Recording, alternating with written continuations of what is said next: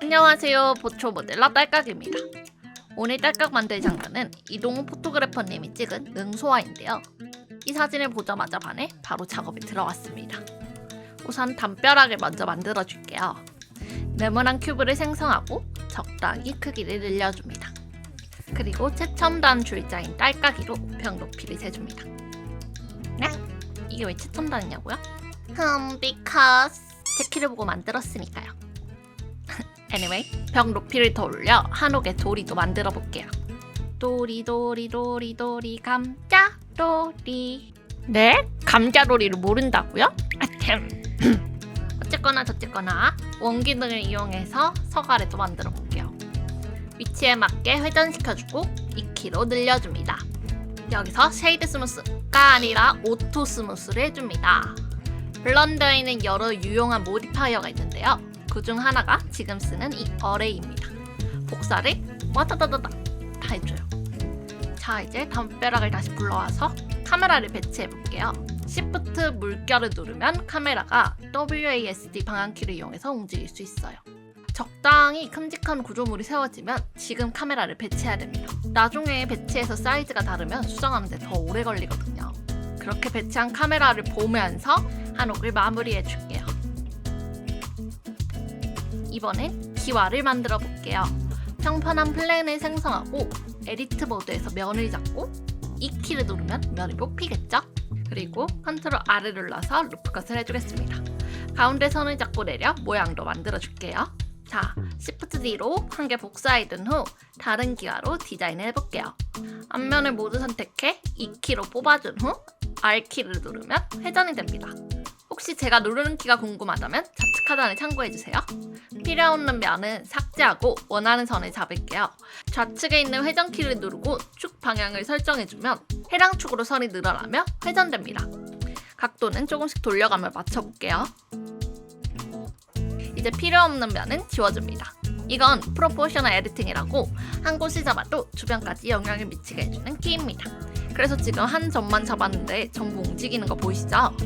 이 기능은 자주 써서 편하게 오라고 할게요. 완전 꿀기능이에요. 마우스 휠로 O의 범위도 지정 가능합니다. 이제 빈 곳을 채워주고 I키로 안으로 밀어줄게요. I키는 안으로, E키는 밖으로. 완전 MBTI 그 자체입니다. 이제 제가 자주 쓰는 모디파이어 탑3 안에 드는 सब디비전을 넣어줄게요. 이걸 넣으면 각진 도형이 부드러운 도형으로 바뀌는데요. 각을 넣고 싶다면 제가 살려줘야 됩니다. 이렇게 사이드마다 선을 넣으면 엣지가 살아요. 앞으로 이걸 얼마나 반복할지.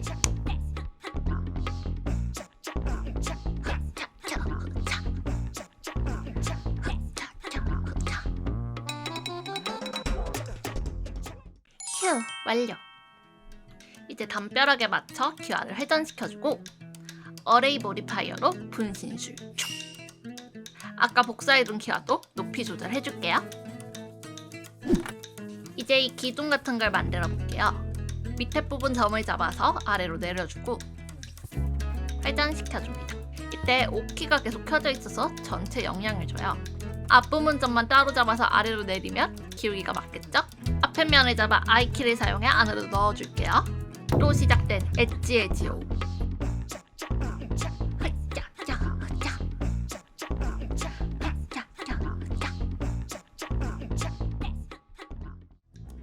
분실술 촉! 완성된 기둥의 기울기를 맞춰줄게요. 자, 이제 만들 건 기둥의 무늬입니다. 플랜을 생성하고 정면으로 돌려줍니다. 자석을 사용해 기둥의 가운데를 맞추고 원하는 부분만큼 길이를 늘려줍니다. 이때 सब디비전을 해주면 각진 부분이 완만해지겠죠? 면을 여러 개로 나눠 훨씬 유연하게 수정해볼게요.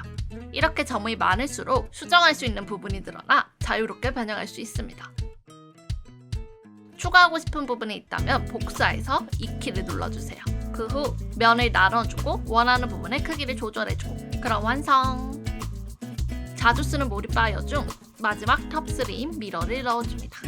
미러, 말 그대로 원하는 축으로 도형을 반사시켜 복사해줍니다. 지금 오른쪽에 제가 만들지도 않았는데 생성된 게 보이시죠? 이런 대칭을 맞춰야 되는 모양에서 미러가 최고입니다. 아차차, 무늬가 몇 개인지 세볼게요. 7, 8, 9. 하나를 잡고 Shift D로 총 9개를 복사해줄게요. 마지막은 위에 무늬를 복사해서 뒤집어줄게요. 이렇게 복사해준 모양을 정리했습니다. 이제 무늬들의 가운데 선만 잡고 측면에서 앞으로 뽑아줄게요. 그러면 입체적으로 바뀌었죠? 자, 이제 두께를 주는 모디파이어를 넣어 두껍게 해줍니다. 어레이가 적용된 오브젝트에 무늬를 넣었더니 모든 곳에 무늬가 넣어졌어요. 밑에 귀와도 비슷한 방식으로 무늬를 만들어줬답니다. 또 가운데 선을 잡아 입체감을 주고 이번엔 익히로 두께를 해줄게요. 스컬핑 모드로 이동해서 무늬를 리메쉬 해줍니다. 면을 균일하게 재정리해준다는 뜻이에요. 이렇게 하고 스무스를 적용하면 부드럽게 연결돼요. 모든 면을 스무스로 한번 정리할게요. 헉, 이게 뭐야? 이게 무슨 일이야? 이렇게 리메쉬를 세밀하게 해주면 면이 너무 늘어나요. 지금 이 면에 10만 개가 있었다? 이거 미친 짓입니다. 면을 줄여주는 모디파이어로 최적화했습니다. 저는 0.3까지 줄이고 나중에 더 줄여줬어요. 그래도 컴퓨터가 힘들어하길래 카메라에 보이는 부분만 오브젝트를 배치했어요. 자, 이번에는 새로운 기와를 만들게요. 면을 뽑아주고 밑에 부분은 필요 없어서 삭제했습니다. 한번 견적 봐주고 밑에 면을 삭제해서 선 연결이 제대로 안 되어 있는데 이걸 다 연결시켜 줄게요. 나중에 오류가 생기지 않게 하기 위함입니다. 얘를 सब디비전하면 이랬던 게 이렇게 됐습니다. 동글동글 귀여워졌죠? 분신술로 배치해주고 적당히 위치를 조절해줄게요. 그리고 기와의 아랫면을 잡아 밑으로 내려줍니다. 이렇게 깊이를 주고 싶어서요. 이제 불린 모디파이어를 사용해볼게요. 분리는 두 개의 오브젝트를 합쳐주기도 빼주기도 하는데 지금은 빼줄게요. 그럼 구멍이 슝 뚫렸어요. 진짜 이렇게 깔끔할 수가 없다. 구멍을 티내기 위해 위로 올려주고 새로운 기와로 분신술로 배치해줬어요. 시프트를 누르면 세밀하게 거리 조절이 됩니다. 이 모디파이어들은 한 번밖에 못하냐? 아닙니다. 여러 개 적용이 가능해요. 그래서 이렇게 어레이를 하나 더 추가하면 복사에 복사가 탄생하죠. 축들을 조절해서 지그재그로 배치할게요. 아까 만든 기와를 복사해서 위에 넣어주고 가로를 줄여줍니다. 마치 다른 기와인 것처럼 만들어주는 거죠.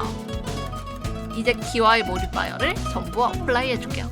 그 이유는 기와들의 위치와 해정값을 다르게 해서 더 사실적으로 보이게 하기 위함입니다. 저 기와무늬 끄문 거 봐. 저거 면이 너무 많아서 그래요. 진짜 진절머리. 나중에는 다 줄여줬답니다. 자, 실제 기와처럼 보이기 위한 질감 표현 들어갑니다. 그러기 위해서는 면을 많이 나눠줘야 돼요. 아까 점이 많아야 변형이 쉽다고 했죠? 변형될 부분을 많이 만들어주는 겁니다.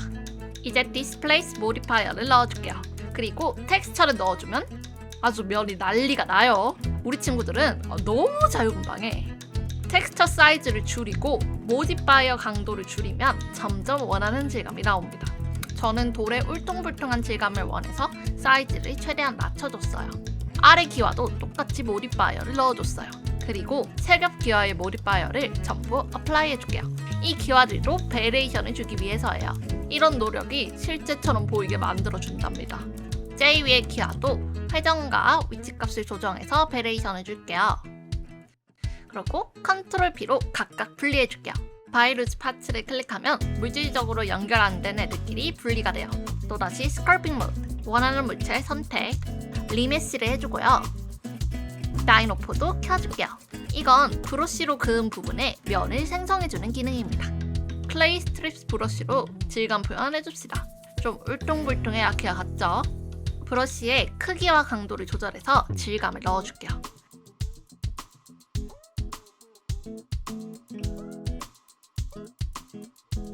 이렇게 면을 깎을 수도 있고 깊게 파이게 할 수도 있고 이런 부분은 티도 안 날 수도 있는데 저만 아는 만족. 아우 gorgeous. 자, 스컬핑의 문제점 첫 번째, 선이 파랗게 변할 수 있는데 이것 때문에 면이 이상하거든요. 이땐 선을 선택하고 클리어 샤프를 눌러주세요. 면이 깔끔해졌죠? 두 번째, 면이 진짜 미친 것처럼 늘어난다. 3만 개가 말이 됩니까? 데시메이트 모디파이어로 면 개수를 조절해주세요. 이렇게 모디파이어를 껐다 켜도 티어별로 안 나요. 이제 찐 메인들을 만들 시간입니다. 우선 나뭇잎을 만들어줄게요. 이렇게 플랜을 생성하고 나뭇잎 텍스처를 넣어줄게요. 나뭇잎 앞뒤 전부 한 평면에 있는데 우선 앞만 남기기 위해 반 자를게요. 그리고 잎의 앞뒤를 구분해서 텍스처를 넣어줄 건데요. 이 부분에 노드 설명까지 하면 너무 복잡해져서 나중에 심화 버전 제작을 원하시면 노드는 따로 다룰게요. 이러면 면은 하나인데 나뭇잎의 질감을 사실적으로 표현해주기 때문에 컴퓨터로 최적화해줬고 저도 좋고 이게 진정한 딸깍! 이렇게 나뭇잎 앞뒤 텍스처 표현을 해줬어요. 이건 평평하니까 입체감을 줄게요. 먼저 나뭇잎 사이즈에 맞게 크기를 줄이고 결에 맞춰 면을 잘라줍니다.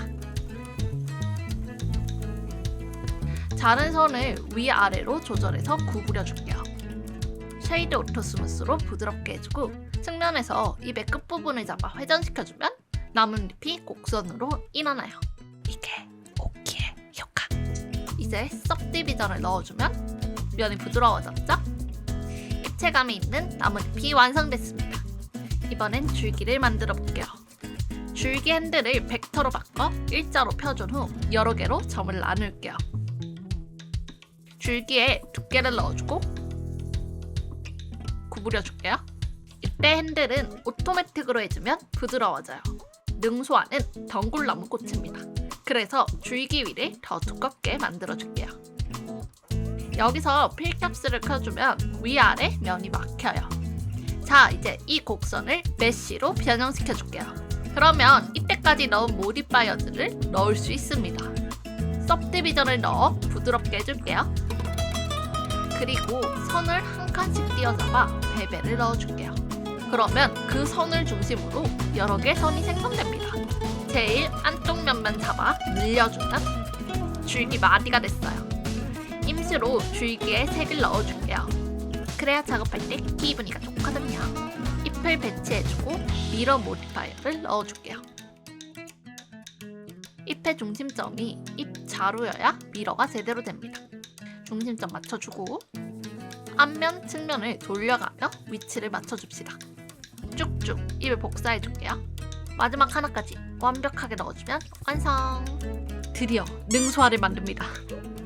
능소화는 업실력을 낸 하늘 속 하늘을 업신여기는 꽃이라고 합니다.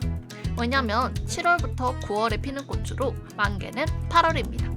이번 8월만 해도 정말 덥고 초반엔 장마로 비도 많이 오고 태풍도 왔잖아요.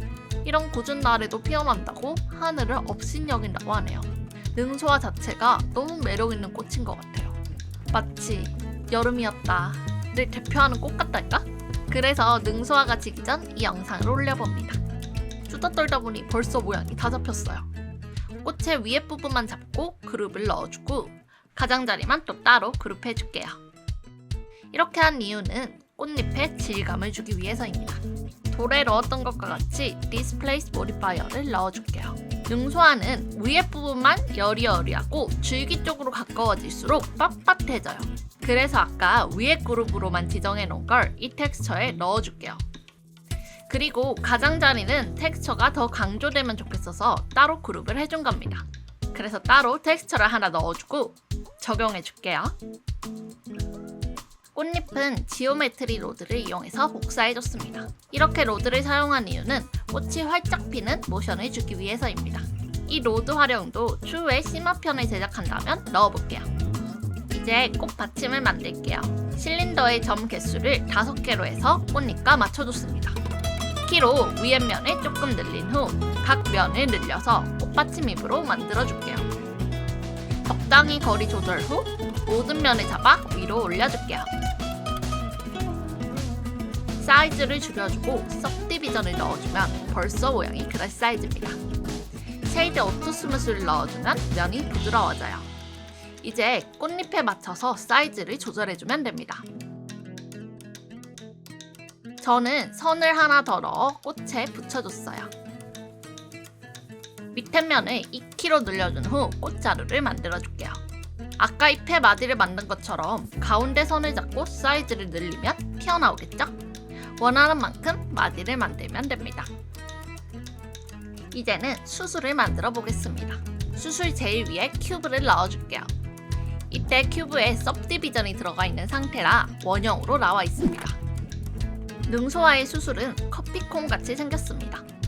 개수는 총 4개로 2개는 길고 2개는 짧습니다. 이걸 참고해서 모양을 만들어 볼게요. 커피콩처럼 타원을 만들기 위해 양옆을 줄여주고 앞으로 당겨줍니다. 한 개 더 복사해서 배치해 줄게요. 그리고 수술에는 꽃가루가 있는데 이걸 표현해주기 위해 털을 넣어줄게요. 이것도 멀리서 보면 티가 전혀 안 나지만 저만 아는 명대적 비밀. 가운데 부분에 털을 많이 나게 하고 싶어서 양을 조절해줄게요. 빨간색으로 된 부분은 털이 많이 생기고 노랑 초록은 털이 덜 생깁니다. 브러쉬의 강도를 조절해서 적용해볼게요. 이제 털 개수를 늘리고 사이즈도 조절해볼게요.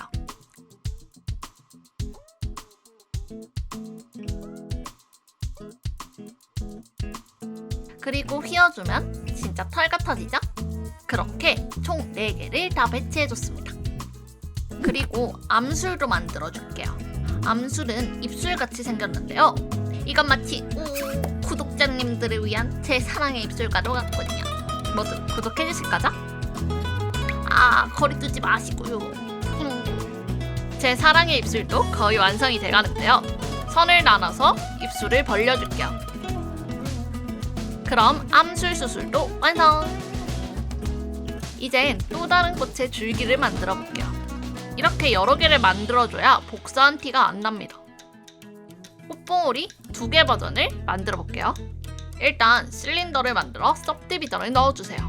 이렇게 실린더 같이 각진 모양의 सब디비전을 넣어주면 오히려 더 부드러워져서 저는 이렇게 활용을 더 많이 한답니다. 만들다 보니 캐롤로에 나온 스타우루츠 닮은 것 같아요. 벌써 한 개 완료! 이젠 피기 직전의 꽃봉오리입니다. 그래서 안에 꽃도 넣어줄게요. 모양을 다듬어주면 완성됐습니다. 각도에 맞춰서 꽃봉오리들을 꽂아주면 됩니다. 이건 꽃이 없는 버전입니다. 그래서 아까와 차이를 주기 위해 꽃봉오리를 더 벌려볼게요. 안에 들어있는 꽃도 모양을 더 다듬어 줄게요. 그럼 이제 배치만 남았어요. 먼저 원하는 위치에 큐브를 생성할게요. 그리고 면을 많이 나눠줍니다. 이것도 점 하나하나에 저희가 만든 게 배치가 될 거거든요. 이 큐브에 파티클을 넣어줄게요. 렌더 에즈를 컬렉션으로 해주고 이 컬렉션을 선택해줍니다. 아까 능소 잎을 만든 걸 제가 컬렉션 안에 넣어뒀는데요. 지금 크기가 작아서 안 보이는데 이걸 늘려주면 잎이 보이죠? 호우 컬렉션을 눌러주면 컬렉션 안에 있는 오브젝트들이 전부 합쳐져서 표시가 됩니다. 자, 이제 잎의 회전값을 다 다르게 해주고 전체 배치를 마무리해볼게요. 뜨거운 햇살을 뚫고 피는 여름꽃 능소와 딸깍